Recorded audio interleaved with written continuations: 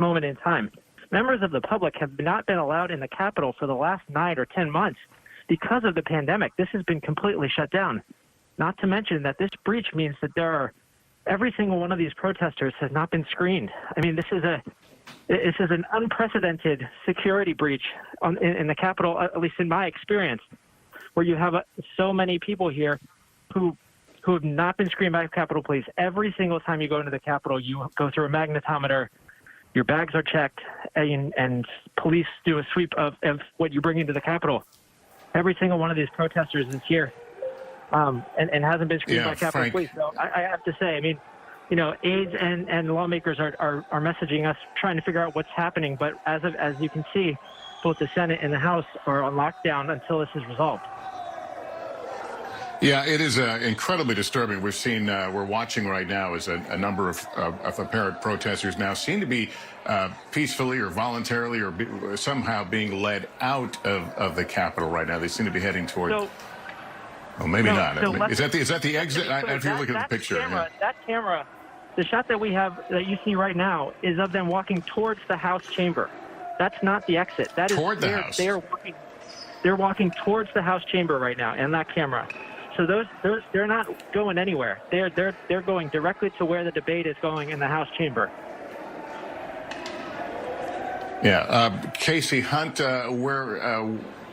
give us your sense of what we're seeing here and what's happening inside. So, Lester, our NBC News producer, Haley Talbot, is actually inside the House chamber right now. She's serving as a producer for many of us because, of course, we have been taking these coronavirus precautions. She has been letting us know from inside the chamber what's going on. They have been yelling to members of the House to stay seated, warning them that they may need to get underneath their seats. They have been saying that people may need to relocate to the cloakroom. Now, the cloakrooms are rooms for individual. Each party has one. It's a private gathering place for members of Congress. They're both off the House floor. But as you were just talking about with Frank, you see those protesters packed in there. The cloakrooms are actually in between the House floor and where those protesters are. So the benefit perhaps of the cloakroom would be that it is a closed off area. Remember, the House chamber is a big wide open space. There are public galleries around the edges on the third floor of the Capitol. The chamber itself is on the second floor. That's the button that you push in the elevator if you want to go to the chamber is 2. Up on 3, there are these galleries that the public and the press typically can go and sit. You may see that during State of the Union speeches, for example, or something along those lines. There are also members apparently yelling. There's a lot of chaos, Haley reports from the chamber on the House floor. And this, again, I mean, I think we need to just step back and take a second here, Lester, to underscore how rare, unusual, and troubling what is going on here is. This is not something that has happened very frequently. It's not unprecedented that there has been a breach of the House chamber, but it was many, many years ago. I'm going to have to go and do my research into, there was a shooting that occurred many years ago. Puerto Rican activists shot down at the floor.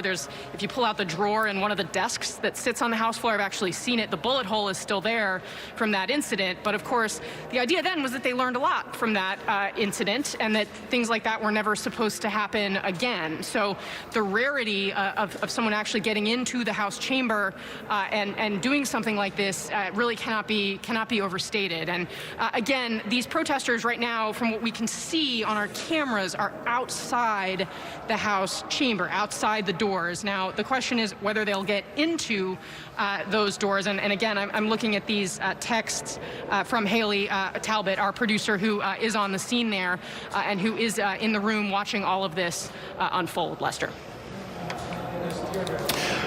All right, Casey, thank you. We're also getting a note here. Washington, D.C. Mayor Bowser has ordered a citywide curfew beginning at 6 p.m. today.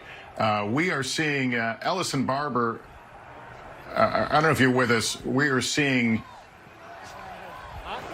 what appears to be some sort of chemical agent or smoke. Yeah, Ellison, we're looking at a picture, I think, from the other side of where you are, the west side.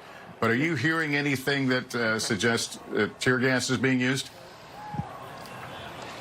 So we haven't in the last 10 minutes or so, but earlier we did hear at least 2 loud bangs that we believe were concussion grenades of some kind up near the steps. No tear gas on this side as far as we can tell, but you can see, I'll just let you, if we walk some this way to show you a little more of the crowd here and see if we can see anything. We haven't heard anything or seen anything over here that would indicate that tear gas is being used on this side of the Capitol, but we did hear a couple loud bangs earlier that we believe were some sort of concussion grenade or something similar up in this middle area near those doors up at the front, probably trying to move or get protesters to leave or move back, or some obviously they have not left their area. But on this side of the Capitol so far, Lester, we haven't seen anything so far that looks like any type of chemical agent or tear gas or anything of that nature. Yeah, we were looking. It was the other side, and it was a waft of vapor or smoke. We'll try to. I don't want to say definitively. Obviously, that was tear gas, but we saw something in this image here a few moments ago. What appeared to be smoke wafting near the front of where that crowd is. We need to get to Pete Williams right now. Pete, you have some information about the whereabouts of the vice president right now. Right. So I've talked to a member of the U.S. Senate who was on the Senate floor who told me a few moments ago that both the vice president and Charles Grassley, the president pro tem, were taken out of the Senate chamber to a secure location. The sergeant at arms took over the Senate chamber, told all the senators to stay away from the doors and that the doors had been locked. Just a few moments ago, however, this senator told me that they're now being moved out of the Senate chamber. The United States Senate is being evacuated. Members of the Senate are being led to a secure location. So they'll be taken probably out of the Capitol building by, I would assume, underground tunnels. I can tell you, having worked up there as a Capitol Hill aide on both the House and Senate sides, that there's tunnels all over the place that lead to all the various office buildings on the Hill. So it's possible to evacuate the Senate without taking them outside, and that's what's being done now. So this protest has now evacuated the United States Senate. All right, Pete Williams, thanks very much. And again, much of this crowd fired up by the president himself a bit earlier as he spoke to that rally outside the White House. The president is now tweeting, not about specifically what you're seeing. He's tweeting about Vice President Pence, who announced today that he would follow the Constitution, the law, and not do anything that would attempt to try and overturn the results of the election, something that is beyond his power. The president tweeting, Mike Pence didn't have the courage to do what should have been done to protect our country and our Constitution, giving states a chance to certify a correct set of facts, not the fraudulent or inaccurate ones which they were asked to previously certify. USA demands the truth. So the president holding fast to the fantasy that the vote was an illegitimate one, and this coming as these pictures, no doubt, being seen in the White House and around the world of our Capitol under siege.